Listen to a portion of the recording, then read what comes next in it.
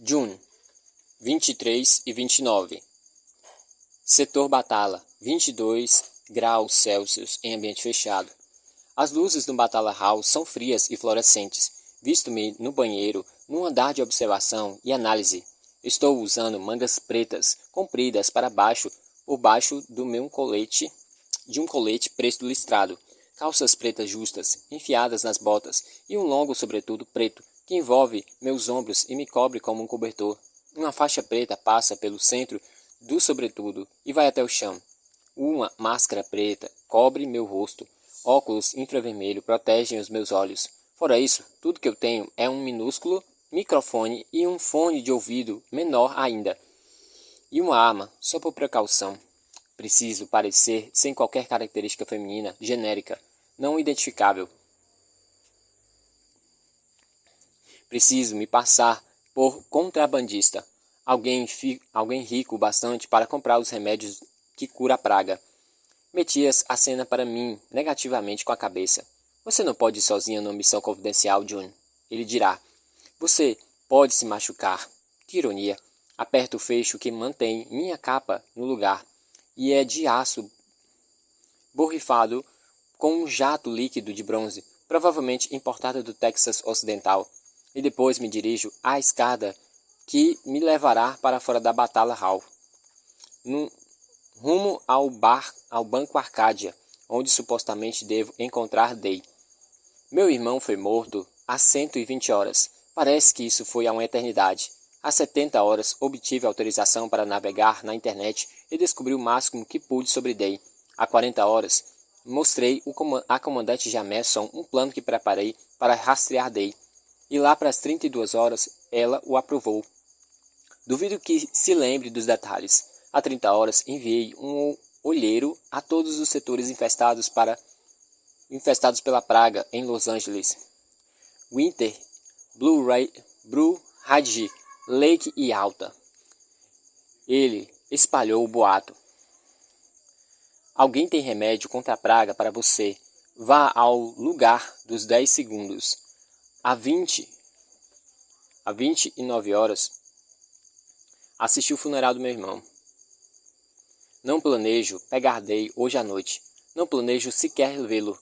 Ele vai saber exatamente onde é o lugar dos 10 segundos. E que eu sou um agente enviado pelo governo e pelos corretores do mercado negro que pagam imposto ao governo. Ele não vai mostrar a cara. Mesmo a comandante Jameson, que está me testando com essa primeira tarefa, sabe que não vamos conseguir vê-lo nem de relance. Mas eu sei que ele estará lá. Precisa desesperadamente de remédios contra a praga. E ele aparecer é tudo que eu espero essa noite. Uma pista, um ponto de partida, algo que sinalize a direção a ser seguida. Alguma coisa pessoal sobre esse garoto criminoso. Toma cuidado para não andar sob os postes de luz. Na verdade, eu teria andado pelos telhados se não tivesse ido para o setor financeiro, onde os guardas se postam nos telhados. À minha volta, os telões expõem, em som alto e estridente, suas campanhas coloridas. O som distorcido e forte de seus comerciais sai dos altos-falantes. Um telão mostra um perfil atualizado de Day, dessa vez com cabelo preto comprido. Perto dos telões estão operários do turno da noite, policiais e camelôs. De vez em quando passa um tanque seguido por vários pelotões de tropas. Eles têm faixas azuis nas mangas. São soldados de volta do fronte, ou de um rodízio para irem ao fronte. Mantêm as armas do lado do corpo e as seguram com as duas mãos. Para mim, todos se parecem com Metias. Então preciso respirar com mais força. Andar mais depressa para continuar concentrada. Tomo um caminho mais comprido até Batala, pelas transversais do setor e pelos edifícios abandonados. E só paro quando estou a uma boa distância da área militar. Os guardas municipais não podem saber que estou numa missão. Se me virem vestida assim, equiparada, com óculos infravermelho, certamente vão me interrogar. O Banco Arcádia fica numa rua sossegada.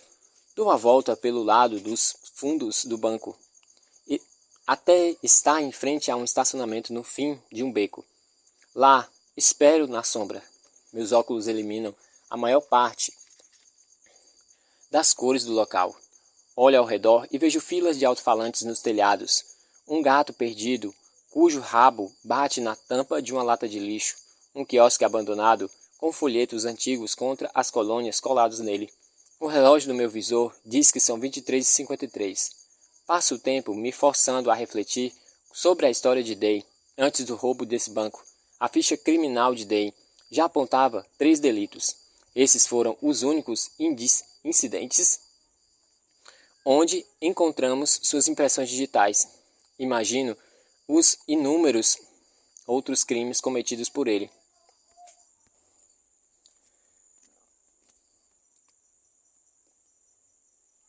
Olho ao redor, olho mais detidamente. Vou começar de novo. Olho mais detidamente o beco do banco. Como ele conseguiu invadir o banco em 10 segundos, com 4 guardas armados na entrada dos fundos. O beco é estreito. Ele talvez tenha achado pontos de apoio suficientes para subir até o 2º ou 3º andar, o tempo todo usando as armas dos guardas contra eles mesmos. Provavelmente conseguiu que os guardas atirassem uns nos outros. Provavelmente quebrou os vidros de uma das janelas para entrar. Isso teria demorado apenas alguns segundos. O que ele fez quando entrou, não tenho a mínima ideia. Já sei que Day é muito ágil. Sobreviver a uma queda de 2 andares e meio comprova isso. Mas ele não vai ter as oportunidades de fazer isso hoje à noite. Não me interessa o quanto ele é ágil. Não se salta de um prédio e depois se espera andar novamente. Day não vai escalar paredes, nem escadarias, por pelo menos mais uma semana. De repente fico tensa. Passam 2 minutos da meia-noite. Uma relíquia. Um clique ecoa de algum lugar distante e o gato sentado na lata de lixo corre assustado. Pode ser um isqueiro, o gatilho de uma arma ou uma luz vacilante da rua. Pode ser um monte de coisas. Examino os telhados, nada demais. Mas os fios de cabelos da minha nuca se eriçam. Sei que ele está aqui. Sei que ele está me observando. Saia daí, digo. O minúsculo microfone colado perto da minha boca faz minha voz parecer masculina. Silêncio. Mas nem mesmo as camadas dos prospectos grudados nos quiosques se movem. Não há vento essa noite. Retiro um frasco de um coldre do meu cinto. Minha outra mão não larga o cabo da arma. Não tenho o que você quer, digo. De novo, Maria. Tá errando demais. Eu tenho o que você quer, digo, acenando com um frasco para enfatizar a frase. Nada ainda. Dessa vez, contudo, ouço o que parece ser um ligeiro sussurro, um respirar. Meus olhos se dirigem imediatamente para os altos-falantes nos telhados. Clique, era isso. Ele mexeu com a fiação para poder falar sem denunciar onde está. Sorriu atrás da máscara. Eu teria feito a mesma coisa. Eu sei o que você precisa disso, digo, acenando de novo com o frasco. Eu o viro nas minhas mãos e o levanto. Ele tem todos os rótulos oficiais e o selo de aprovação. Garanto a você que é o remédio verdadeiro contra a praga. Mais um respirar. Alguém com quem você se importa gostaria que você viesse me cumprimentar. Olho para os meus óculos. São 00:05. Eu lhe dou mais 2 minutos. Depressa. Depois eu vou embora. O beco volta a ficar silencioso. Dessa vez, de vez em quando, escuto um leve respirar vindo dos altos-falantes. Meus olhos se movem da hora do meu visor para as sombras dos telhados. Ele é esperto. Não consigo saber de onde ele está transmitindo. Poderia ser nessa rua, ou a vários quarteirões daqui, ou de um andar mais alto. Mas sei que ele está perto o bastante para eu ver. A hora do meu visor mostra 00:07. Eu me viro, enfio o frasco de novo no meu cinto e começo a me afastar. Que é que você quer pela cura, amigo? A voz é quase um sussurro, mas pelos alto-falantes soa instável e assustada, tão débil que tenho dificuldades em compreender o que ele diz. Os detalhes me acorrem rapidamente à cabeça. É homem. Tem um leve sotaque. Não é de Oregon, Nevada, Arizona, Novo México, Texas Ocidental, nem de outro estado da República. Nasceu no sul da Califórnia. usa um termo familiar amigo, que é do pessoal do setor Lake, usa muito. Ele está muito perto bastante para ter me visto guardar o frasco, mas não tão perto que os alto-falantes possam transmitir sua voz claramente. Deve estar próximo do quarteirão, com uma boa perspectiva, isto é, se está num canto alto. Subjacente aos detalhes que me percorrem a mente, surge um ódio forte e crescente. Essa é a voz do assassino do meu irmão. Pode ter sido a última voz que meu irmão ouviu. Espero 2 segundos antes de voltar a falar. Quando falo, minha voz está suave e calma. Não mostra nenhum sinal de ira. O que eu quero? Pergunta a ele. Depende. Você tem dinheiro? 1.200 notas. Notas. Não ouro da República. Ele rouba a classe alta, mas não tem capacidade de roubar os extremamente ricos. Provavelmente age sozinho. Rio e digo, com 1.200 notas, você não pode comprar esse frasco. Que mais você tem? De bens e valor? Joias? Silêncio. Ou tem habilidades a oferecer, como que estou certo que tem? Eu não trabalho para o governo. Seu ponto fraco, naturalmente. Eu não quis ofender, perguntei por perguntar. E como você sabe que eu não trabalho para outra pessoa, não acha que está valorizando demais o governo? Ligeira pausa, depois a voz novamente. O nó da sua capa, não sei o que é, mas parece que é coisa de civil. Isso me surpreende um pouco. O nó da minha capa é realmente um nó no canto. Um nó vigoroso que os oficiais militares gostam de usar. Aparentemente Day tem algum reconhecimento específico da aparência dos uniformes do governo. Ele é muito observador.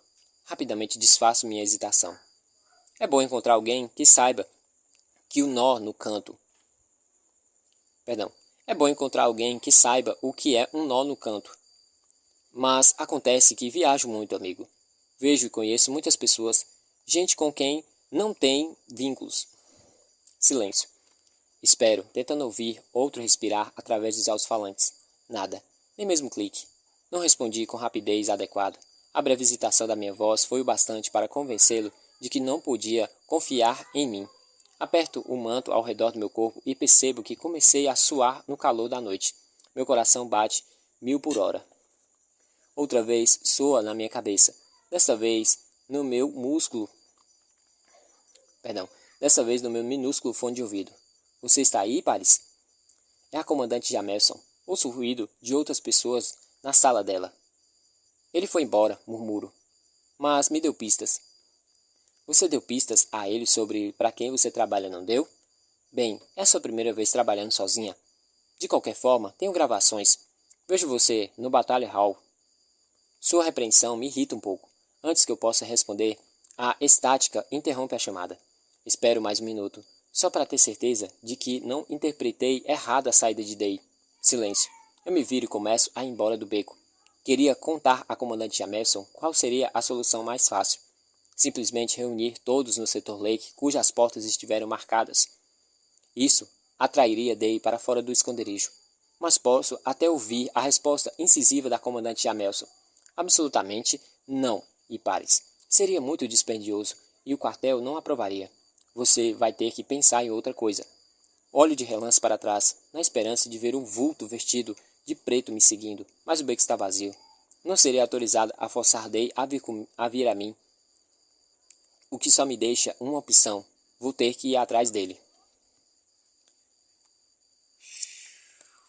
Day. Vê se come alguma coisa, tá? A voz de Tess me desperta na minha vigília. Desvio o olhar do lago e a vejo me estendendo um pedaço de pão com queijo, insistindo para que eu pegue. Eu devia estar com fome. Só comi metade de uma maçã desde que meu encontro com o estranho agente do governo ontem à noite. Mas o pão com queijo, ainda que seja fresco, da loja onde Tess havia trocado algumas notas preciosas por ele, não me abre o apetite. Mesmo assim, eu o pego. Não especialmente porque devemos economizar tudo que temos, mas para comprar os remédios contra a praga. Tess e eu estamos sentados na arena, abaixo de um pier, na parte na parte do lago que atravessa o setor, que atravessa o nosso setor. Nós nos complementamos ao máximo contra... Vamos lá de novo. Nós nos comprimimos ao máximo contra o lado da margem, para evitar que os soldados à toa e operários bêbados acima... Maria, mas tá difícil. Dei. Vê se come alguma coisa, tá? A voz de Tess me desperta da minha vigília. Desvio o olhar do lago e a vejo me estendendo um pedaço de pão com queijo, insistindo para que eu pegasse.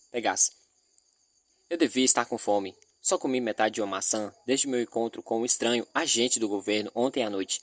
Mas o pão com queijo, ainda que seja fresco, na loja onde Tess havia trocado algumas notas preciosas por eles, não me abre o apetite.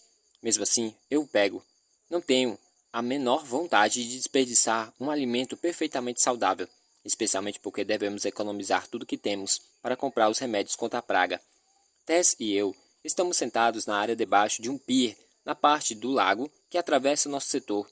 Nós nos comprimimos ao máximo contra o lado da margem, para evitar que soldados à toa e operários bêbados acima possam nos ver depois do gramado e das pedras. Nós nos misturamos às sombras. De onde estamos sentados, sentimos o gosto do sal no ar.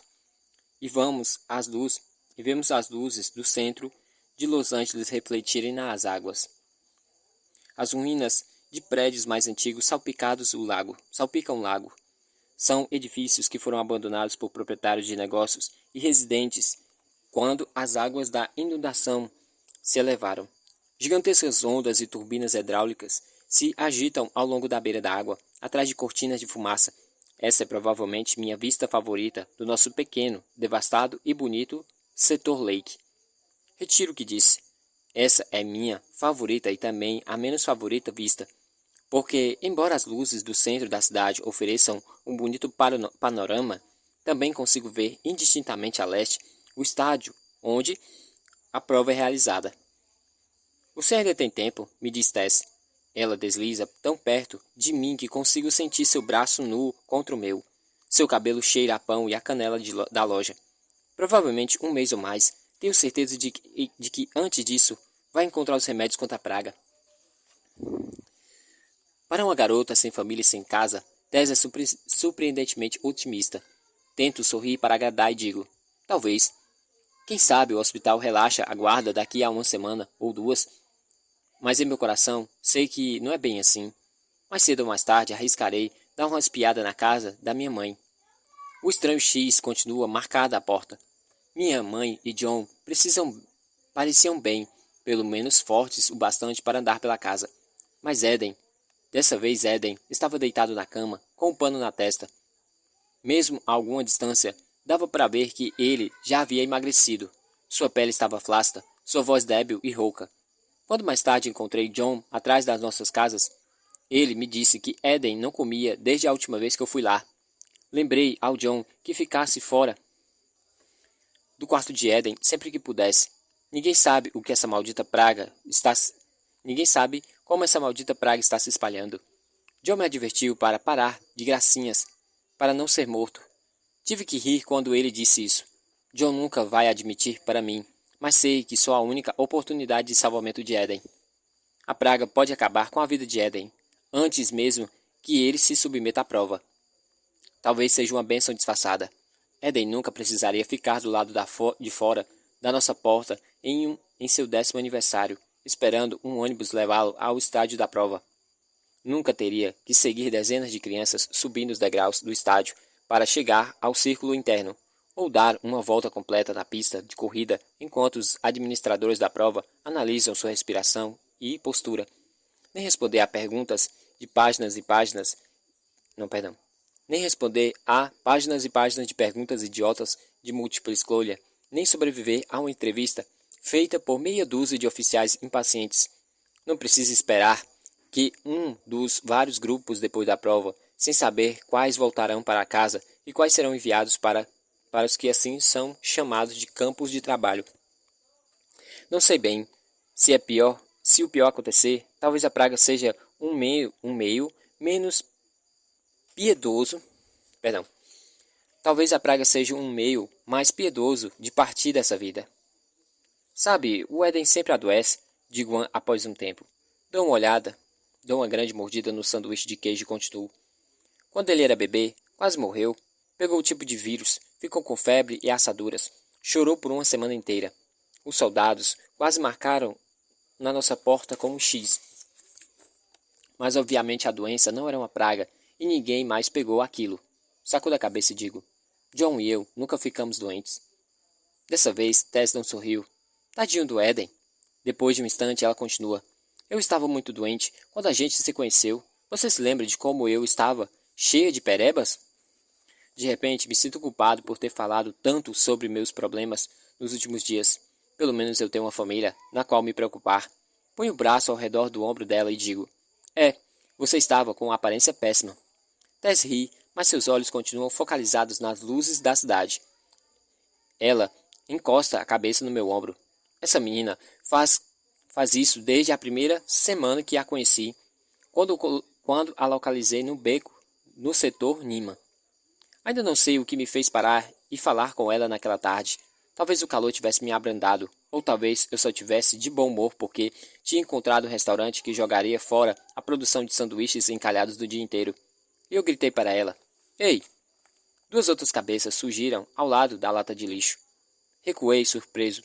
Era uma mulher mais velha e um adolescente, que imediatamente saíram desordenadamente da bagunça e fugiram correndo do beco.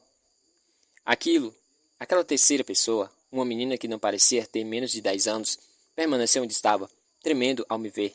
Era magricela como palito, vestia uma blusa e uma calça rasgada. O seu cabelo estava curto e cortado de qualquer jeito, logo abaixo do queixo, e era ruivo à luz do sol. Esperei um instante para não assustar, como havia acontecido com os outros. Ei, repeti.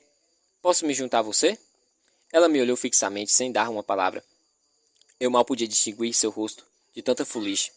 Quando ela não respondeu, dei de ombros e comecei a ir ao seu encontro.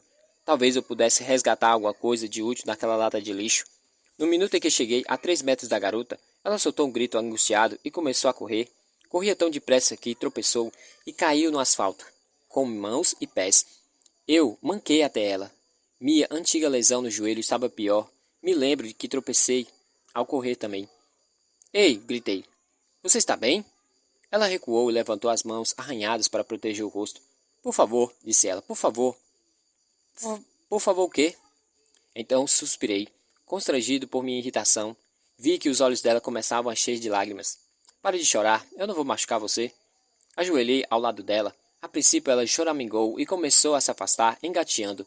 Mas quando eu não me mexi, ela parou e me olhou fixamente. A pele dos 2 joelhos tinha sido arrancada na queda e a carne nas rótulas estava muito vermelha e inchada. Você mora perto? Perguntei. Ela concordou com a cabeça. Depois, como se tivesse se lembrado de algo, ela sacudiu a cabeça e disse: Não. Posso ajudá-la a chegar em casa? Eu não tenho casa. Não tem? Onde estão seus pais? Ela balançou a cabeça de novo. Suspirei, larguei minha sacola de lona no chão e estendi a mão para ela.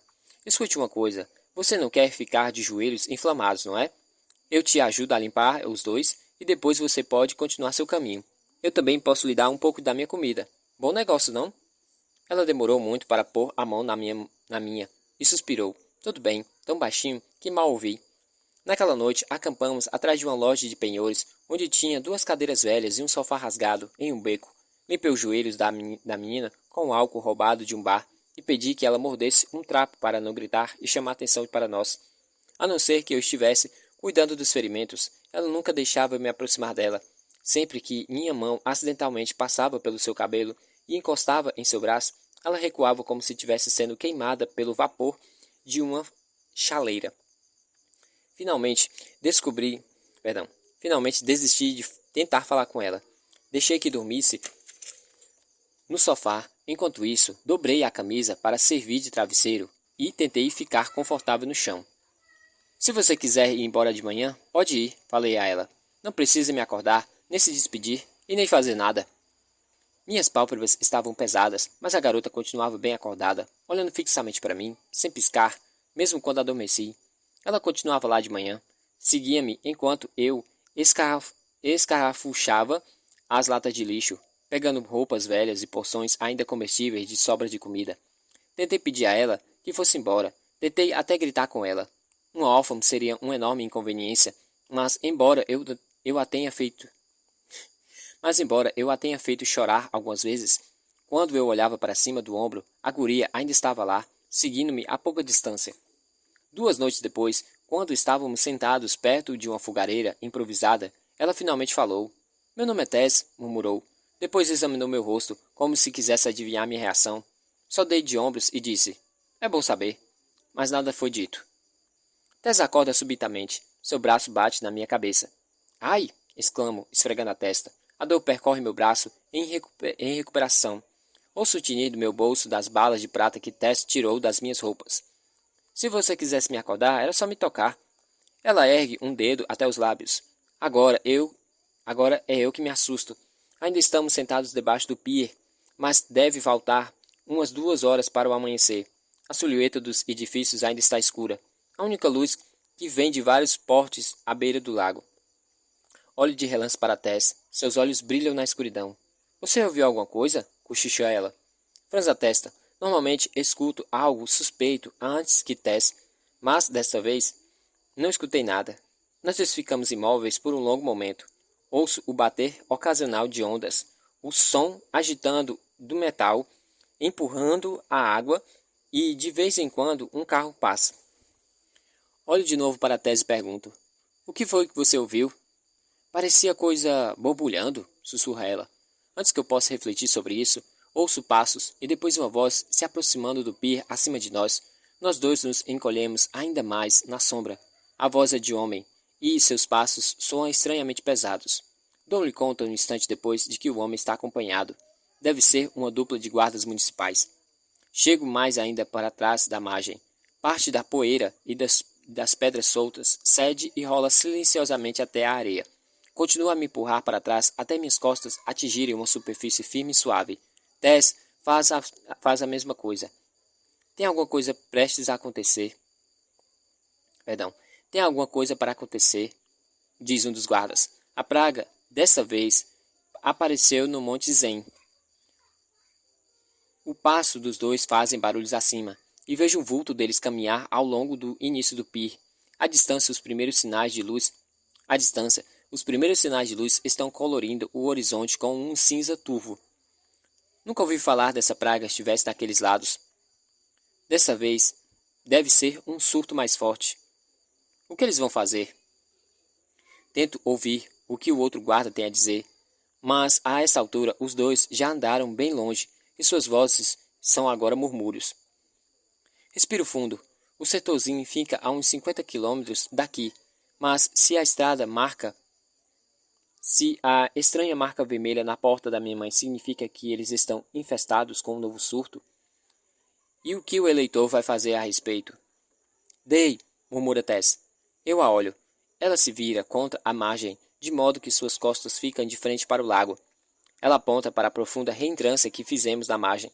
Quando me viro, vejo o objeto que ela está indicando. A superfície dura na qual eu havia encostado é na verdade uma placa de metal. Quando espalho mais as pedras e a poeira, vejo que o metal está profundamente enterrado na margem, que deve ser o que está mantendo a margem no lugar. Reexamino a superfície. Tess olha para mim e diz: está oco. Oco? Oco? Encosta minha orelha no metal gelado.